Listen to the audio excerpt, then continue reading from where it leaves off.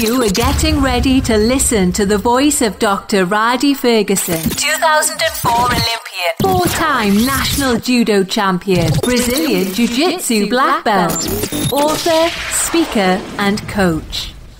Hey, what's going on? This is Dr. Rhadi Ferguson, and welcome to another edition of Coffee with Rhadi. As a 2004 Olympian, I always follow the Olympic cycle. I'm always interested in what's going on. I was really interested in going to the Olympics in Tokyo in 2020 because I wanted to watch the judo competition. I had the opportunity, as I said, to go to the Olympics in 2004 and compete in the sport of judo for the United States.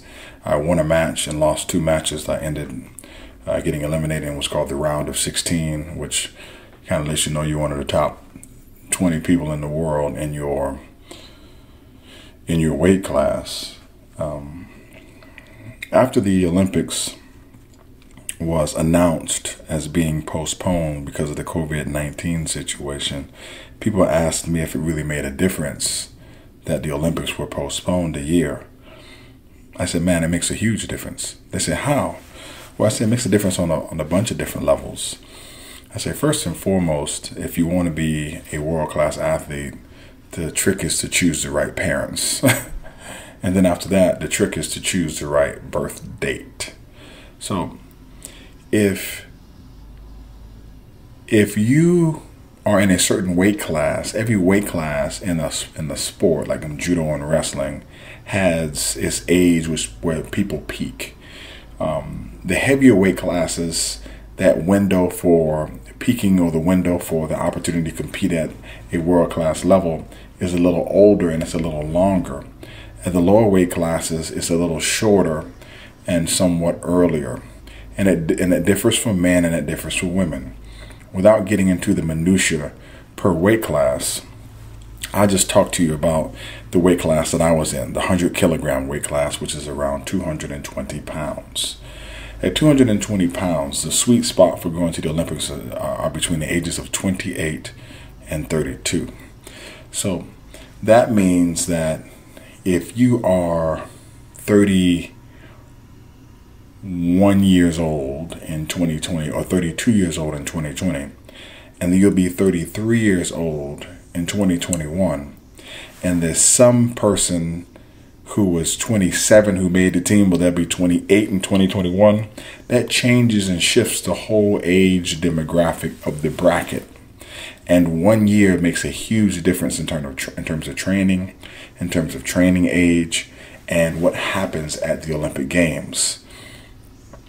People don't really understand how 12 months makes a difference, but it really makes a huge difference. Someone who you could beat in 2020, you might not be able to beat them in 2021 after 4 more cycles of training. You know what I mean?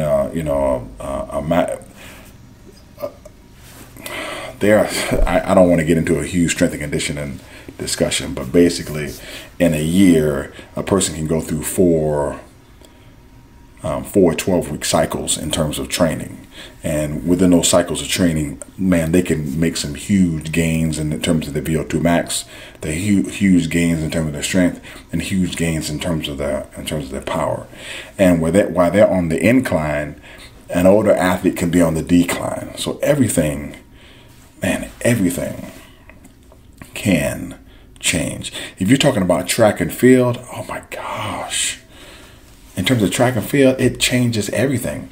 You're talking about somebody who was ready to peak at a certain age, and now they have to wait another year. Man, they're not going to be as fast the next year. That's a fact. Some people aren't going to be as fast, and some people are going to be faster. So you're going to watch things shift. People who were peaking in order to win an Olympic gold medal that year, man, that medal may have gone out the window, and it might be somebody else's time. And those things happen. It's chance and happenstance, but man, it sucks to be an athlete and to have that happen to you. So I'm going to get out a piece of paper here, and on this piece of paper, I'm going to write. I'm going to write 2021, okay, which should have been 2020, and then I write 2016. 2012, and then 2008. And let's say somebody was born in the year of 2000. If somebody's born in the year 2000, in 2008, they're 8 years old. 2012, they're 12 years old. 2016, they're 6 years old. 2020, they are 20 years old. Now, at the Olympics, they're 20 years old.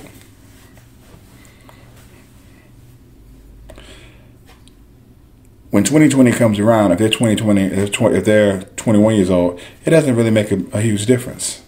Now, let's look at something else. Now, let's watch the shift. Okay, now let's take an athlete who was born in 1988. So an athlete born in 1988, in 2008, they'll be how old?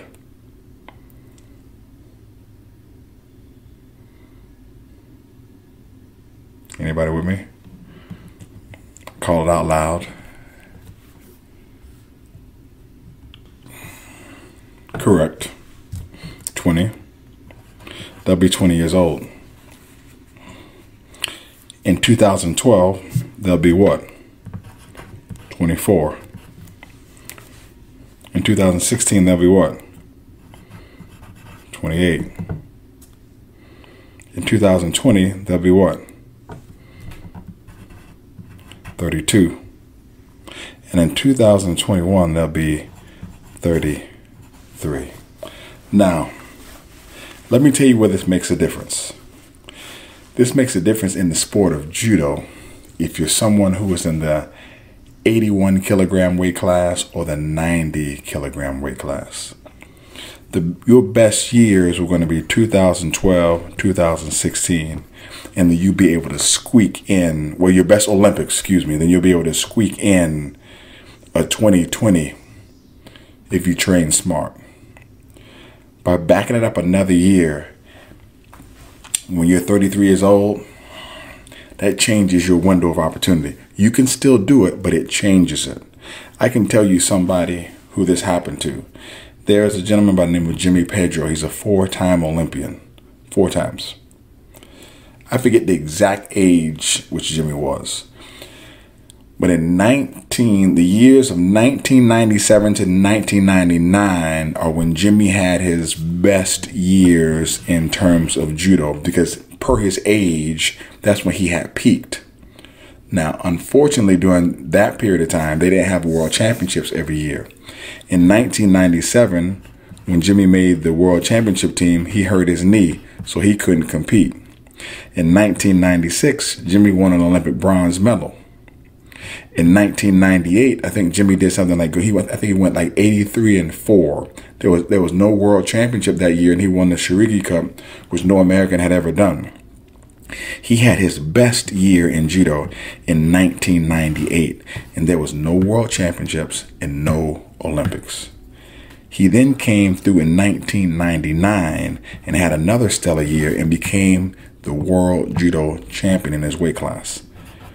When he hit year 2000, after having great years in 97, great years in 98, and great years in 99, in the year 2000, Jimmy was good, just didn't win Olympic gold and didn't win an Olympic medal. He finished 5th at the Olympics. He had a stellar year in 97, didn't make the Worlds. Stellar year in 98, there was no World Championships. And a stellar year in 99 and won the Worlds. In 2000, your body gets a little bit tired. It gets a little bit worn down.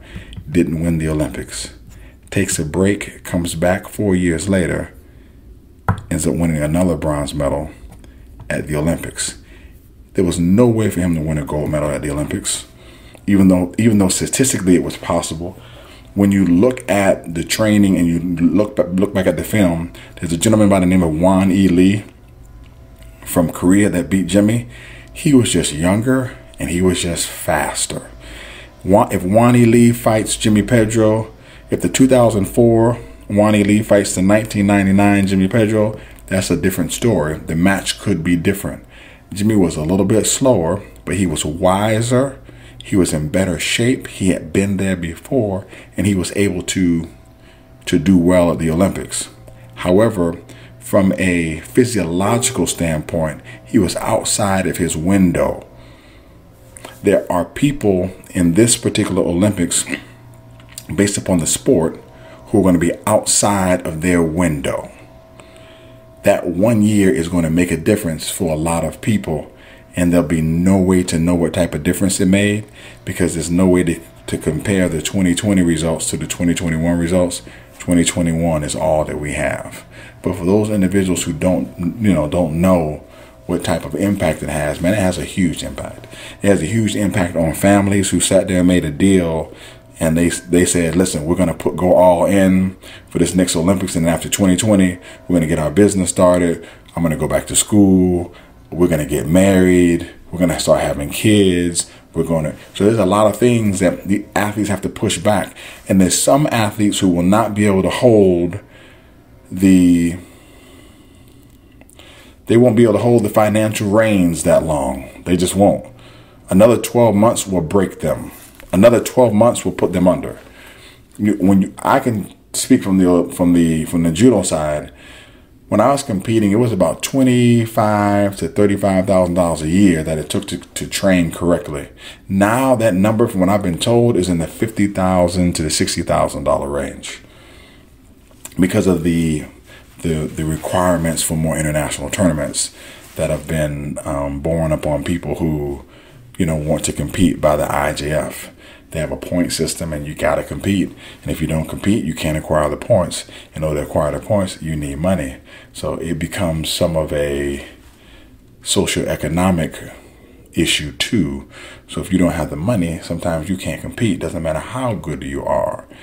And another year means another 12 months of training, another 12 months of paying a strength and conditioning coach, another 12 months of paying dojo dues, or another 12 months of teaching classes to work off your dues, another 12 months of physical therapy, another 12 months of gym fees to go work out, another 12 months that you have to pay a masseuse. There's a lot of things that go into that.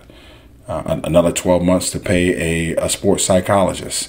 So it changes everything. And for those individuals who were starting to peak, or who had to peak for the trials, man, it's tough going through that process of peaking again. But on the flip side, there are those people who were hurt. There were those people who were hurt who are now going to have the opportunity to get well. They're going to have the opportunity to get well. The people who are the front runners in certain situations will have a great advantage, because the people in the rear, they can't catch up by going to compete. All they can do right now is train at home. The only thing that they can do right now is increase their strength and conditioning, because they can't practice in groups, or they're not supposed to. What you can do is you can quarantine the whole team together, and they can all train together. That's rough, to put a team of 15, 20 people in one house and one domicile and train them. But sometimes that's the only option that you have. Those individuals who are in sports like track, man, some of the tracks are actually shut down. Some people have to go to indoor facilities to run, or some people have to run in parks. Some parks are shut down. I found that in Miami, Florida. My cousin told me that some of the track athletes were trying to go to the park to do their workouts. Some of the world-class athletes, man, the police told them they had to go home and get off the park. That's rough. That's rough. Running on a treadmill and doing repeats, and you're a sprinter, is just not enough. Especially if you're used to doing beach running and stuff like that, and the beaches are closed. It changes everything. So I do feel for the athletes. I do recognize this. At the end of the day, the situation is the same for everybody. And even though your personal situation might be different, the situation is the same for everybody. And you still got to find a way to get it done. I hope and pray that the Olympics is able to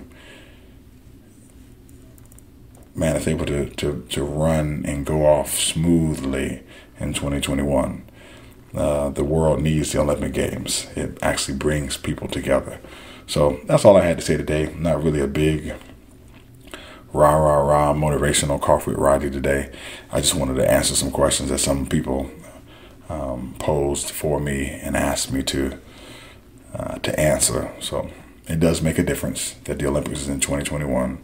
I wish I had a chalkboard up and I can write it all out for you, but I think I explained it the best I could. And man, you guys take care.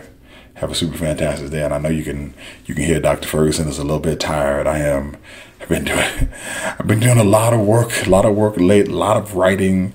Got 3 books that I'm working on, 2 webinars that I'm working on, and a couple courses that I'm trying to get done. I recently just finished one course that's on udemy.com on arm bars. I created a course called the Arm Bar Bootcamp. You can find it at www.armbarbootcamp.com, and it'll take you right to the Udemy site. It's a really, really sweet course. I took a lot of time in designing it and made sure that the video quality was top notch. I got a superb a video producer by the name of Jamin Devon Brown. He's absolutely fantastic. And I just got that done recently. And I just surpassed 10,000 students on Udemy. So that's cool too. But hey man, keep grinding. Remember, I love you. God loves you best. Take care and have a super fantastic day.